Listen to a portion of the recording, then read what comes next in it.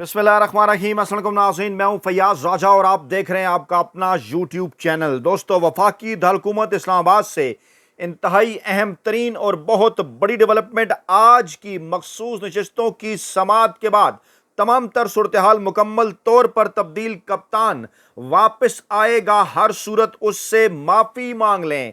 जराए का यह दावा है कि सुप्रीम कोर्ट की जानिब से इस्टेब्लिशमेंट को इस बात का बिल वास्ता मशवरा दे दिया गया और यह भी कह दिया गया कि पाकिस्तान के सियासी इंतखाबी मुस्तकबिल का फैसला, पाकिस्तान तहरीक इंसाफ और इमरान खान के मुस्तकबिल का फैसला 21 जर्नैल नहीं बल्कि 13 जज करेंगे। जी हां, कोर कमांडर कॉन्फ्रेंस नहीं बल्कि फुल कोर्ट इजलास करेगा। इंतहाई अहम तरीन और बड़ी डेवलपमेंट है, लेकिन इसकी तफसीलात में जाने से पहले आज की जो तफसीलात हैं, 13 रुकनी बेंच के सामने सुन्नी इत्तेहाद कौंसिल यानी टेक्निकली पाकिस्तान तहरीक इंसाफ की मखसूस नशस्तों का जब मामला आया तो फिर जनाब 4 जजेस ने काजी फैज ईसा साहब को, जनाब जो चीफ जस्टिस पाकिस्तान है, चारों शाने चित कर दिया। और कई मौके के ऊपर काजी फैज ईसा साहब बड़े बुखलाए बुखलाए नजर आते हैं, क्योंकि बल्ले का निशान वापस लेने का उनका जो फैसला था वहीं से सारे मसाइल पैदा हुए। बल्कि पहले वो रिमार्क्स भी हम आपके सामने रखते हैं और फिर उसके बाद काजी साहब की जो एक मुबैना मुराफ़कत है, जो कि पाकिस्तान तहरीक इंसाफ ने भी कहा, हम भी उसका पोस्टमार्टम करेंगे, वो भी आपके सामने रखते हैं। जस्टिस मुनीब अख्तर ने कहा कि सियासी जमात को इंतखाबी निशान से महरूम करना सारे तनाज़े की वजह बना। और जनाब फुल कोर्ट बेंच की समाअत बराह रास्त नसर की गई। सुन्नी इत्तेहाद कौंसिल के वकील फैसल सिद्दीकी ने कहा कि कल मुझे कुछ बुनियादी कानूनी सवालात फराम करने का कहा गया था। कल जस्टिस जमाल खान मंदखेल का सवाल था, पीटीआई ने बतौर जमात इलेक्शन क्यों नहीं लड़ा। अकरम सलमान राजा ने इससे मुतल्लिक दरखास्त दी थी जो मंजूर नहीं हुई।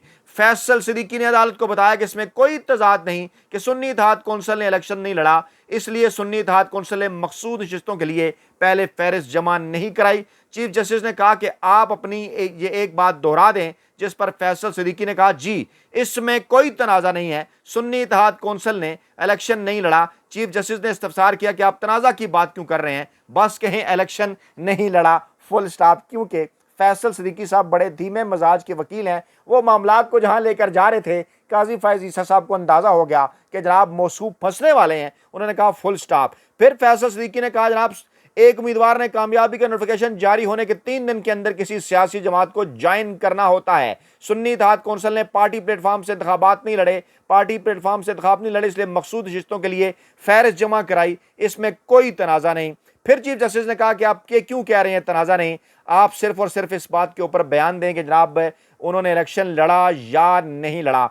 फैसल सिद्दीकी ने कहा कि जब सुन्नी इत्तेहाद कौंसिल ने रिजर्व सीटों के लिए दरखास्त दी तो नून लीग पीपल्स पार्टी और दीगर जमातों ने भी दरखास्त दे दी। इलेक्शन कमीशन ने दीगर जमातों की दरखास्त मंजूर की, जिसको पेशावर हाई कोर्ट ने बरकरार रखा। सुन्नी इत्तेहाद कौंसिल के वकील ने कहा कि सियासी जमात और पार्लिमानी पार्टी के दरमियान एक फ़र्क है। चीफ जस्टिस ने कहा कि क्या आइन इस फ़र्क को तस्लीम करता है। फैसल सिद्दीकी ने कहा जी 63A आर्टिकल मौजूद है। और चीफ जस्टिस ने पूछा आप 8 फरवरी से पहले क्या थे। फैसल सिद्दीकी ने कहा 8 फरवरी से पहले हम सियासी जमात थे, आज़ाद उम्मीदवारों की शमूलियत के बाद हम पार्लिमानी जमात बन गए। और उसके बाद फिर जनाब जस्टिस अतर बिनल्ला ने पूछा कि क्या ऐसा मुमकिन है कि सियासी जमात होने के बगैर पार्लिमानी पार्टी हो, जो भी पार्टी असम्बली में होगी तो पार्लिमानी पार्टी होगी। जस्टिस जमाल मंदखेल ने रिमार्क्स दिए कि पार्लियामान में पार्लिमानी पार्टी फैसले करती है, इसके फैसले मानने के सब पाबंद होते हैं। पार्लिमानी पार्टी कानूनी तौर पर पार्टी सरबराह की बात मानने की पाबंद नहीं होती। अहम नुक्ता था। जस्टिस मुनीब अख्तर ने कहा मुनासिब होगा आप केस के ऊपर फोकस करें। आर्टिकल 51 में सियासी जमात का जिक्र है, क्योंकि काजी फैज ईसा साहब मामले को कहीं और ले जाने की कोशिश कर रहे थे। जस्टिस मुनीब अख्तर ने कहा कि आर्टिकल 51 में सियासी जमात का जिक्र है, पार्लिमानी पार्टी का नहीं। आर्टिकल 51 और मखसूस नशिस्तें हलफ उठाने से पहले का मामला है। अरकान हलफ लेंगे तो पार्लिमानी पार्टी वजूद में आएगी। पार्लिमानी पार्टी का जिक्र इस मौके पर करना गैर मुतलका है। मुनासिब होगा कि सियासी जमात और केसी पर फोकस करें। जबरदस्त नुक्ता जस्टिस मुनीब अख्तर का। जस्टिस जमाल मुदखेल ने कहा आज़ाद उम्मीदवार वो होता है जो किसी सियासी जमात से वाबस्ता ना हो, जिस पर जस्टिस मुनीब अख्तर ने कहा कि कागजात नामजदगी में कोई खुद को पार्टी उम्मीदवार जाहिर करे और टिकट जमा कराए तो जमात का उम्मीदवार तस्वर होगा। आज़ाद उम्मीदवार वही होगा जो बयान अल्फी देगा कि किसी सियासी जमात से ताल्लुक नहीं। जस्टिस मुनीब अख्तर ने रिमार्क्स दिए कि सुन्नी इत्तेहाद कौंसिल में शामिल होने वालों ने खुद को कागजात नामजदगी में पीटीआई का उम्मीदवार जाहिर किया। अहम तरीन नुकता, कागजात नामजदगी बतौर पीटीआई उम्मीदवार मंजूर हुए और लोग मुंतखब हुए। इलेक्शन कमीशन के रूल्स कैसे पीटीआई उम्मीदवारों को आज़ाद उम्मीदवार करार दे सकते हैं? इंतखाबी निशान एक हो या ना हो अलग बहस है, लेकिन उम्मीदवार पार्टी ही के तस्वर होंगे। बन बस्ते दिए जनाब जस्टिस मुनीब अख्तर साहब ने, जिस पर जस्टिस जमाल खान मुदखेल ने कहा कि कल से मैं यही समझाने की कोशिश कर रहा हूं। चीफ जस्टिस काजी फैज ईसा साहब ने रिमार्क्स दिए कि इस हिसाब से तो सुन्नी इत्तेहाद कौंसिल में पीटीआई के कामयाब लोग शामिल हुए, पार्टी में सिर्फ आज़ाद उम्मीदवार कैसे, जबकि पार्टी में सिर्फ आज़ाद उम्मीदवार शामिल हो सकते हैं। अब जरा देखिए ये मामले को कहां लेकर जाने की कोशिश कर रहे थे।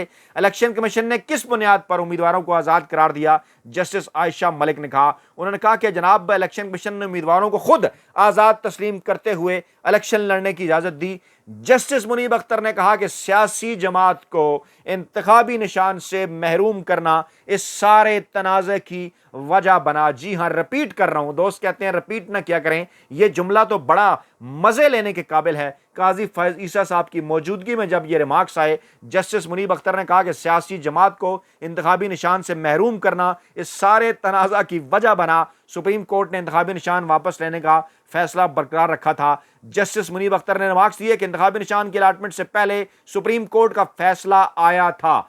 कानूनी गलतियों की पूरी सीरीज है जिसका आगाज यहां से हुआ था। जनाब काजी फैज ईसा साहब को साफ और सीधा पैगाम कि कानूनी गलतियों की पूरी सीरीज है जिसका आगाज यहां से हुआ था। और फैसल सिद्दीकी ने अदालत को बताया कि सलमान अकबर राजा ने खुद को पीटीआई उम्मीदवार करार देने के लिए रुजू किया था। इलेक्शन कमीशन ने सलमान अकबर राजा की दरखास्त मुस्तरद कर दी थी, जिस पर जस्टिस मुनीब अख्तर ने कहा कि अगर उम्मीदवार बैलेट पेपर पर पीटीआई उम्मीदवार होता तो यह सुप्रीम कोर्ट फैसले की खिलाफ वर्जी होती। का मुनीब अख्तर साहब हर तरफ से फंसा रहे थे मामलात को। काजी फैज ईसा साहब का बचकर निकलना मुमकिन नजर नहीं आ रहा था। जस्टिस आयशा मलिक ने कहा कि जो इंतखाबी निशान सियासी जमात के लिए मुख्तस हो वो किसी और उम्मीदवार को नहीं मिल सकता, जिस पर जस्टिस हसन अजहर रिजवी ने कहा कि बल्लेबाज भी किसी सियासी जमात का निशान था जो पीटीआई लेना चाहती थी। बल्लेबाज वाली जमात के साथ क्या हुआ? फैसल सिद्दीकी ने कहा कि बल्लेबाज वाली जमात के साथ इंतजाम खत्म कर दिया था। अब जस्टिस आयशा मलिक के भी बड़े इंपॉर्टेंट रिमार्क्स थे, वो जो कह रहे हैं कि जनाब क्योंकि काजी साहब ने कहा कि हर जगह पर जाके बल्ले का निशान क्यों नहीं ले लिया पीटीआई ने, तो जस्टिस आयशा मलिक ने कहा कि जो इंतखाबी निशान सियासी जमात के लिए मुख्तस हो वो किसी और उम्मीदवार को नहीं मिल सकता। जिस पर जब चीफ जस्टिस साहब के पास कोई मामला नहीं रहा तो उन्होंने कहा जनाब के इंट्रा पार्टी इलेक्शन करा लेते, सारे मसले हल हो जाते। सुप्रीम कोर्ट फैसले में क्या लिखा हुआ है कि बल्ले का निशान किसी और को अलाट नहीं हो सकता? हमने तो नहीं कहा था कि इंट्रा पार्टी इलेक्शन न कराएं। इस मुनाफकत का भी हम आगे जाके तोड़ करते हैं। पहले जनाब जस्टिस अतर मुल्ला के रिमार्क्स, उन्होंने कहा कि असल स्टेक होल्डर वोटर है जो हमारे सामने नहीं। पीटीआई मुसलसल शिकायत कर रही थी कि लेवल प्लेइंग फील्ड नहीं मिल रही। इस पर चीफ जस्टिस काजी फैज ईसा ने कहा कि ऐसी कोई शिकायत तो हमारे सामने नहीं है, इंजॉय करें जरा। कि जस्टिस अतर मुल्ला ने कहा कि पीटीआई मुसलसल शिकायत कर रही थी कि लेवल प्लेइंग फील्ड नहीं मिल रही, जिस पर चीफ जस्टिस ने कहा कि ऐसी कोई शिकायत हमारे सामने नहीं आई। इस पर इंजॉय करना है आपने, कमेंट भी करने हैं। जस्टिस अतर मुल्ला ने कहा कि हम बुनियादी हकूक के मुहाफिज हैं, हमें देखना है वोटर के हकूक का तहफ़्फ़ुज़ कैसे हो सकता है। एक जमात मुसलसल शफाफ मौका ना मिलने का कह रही थी।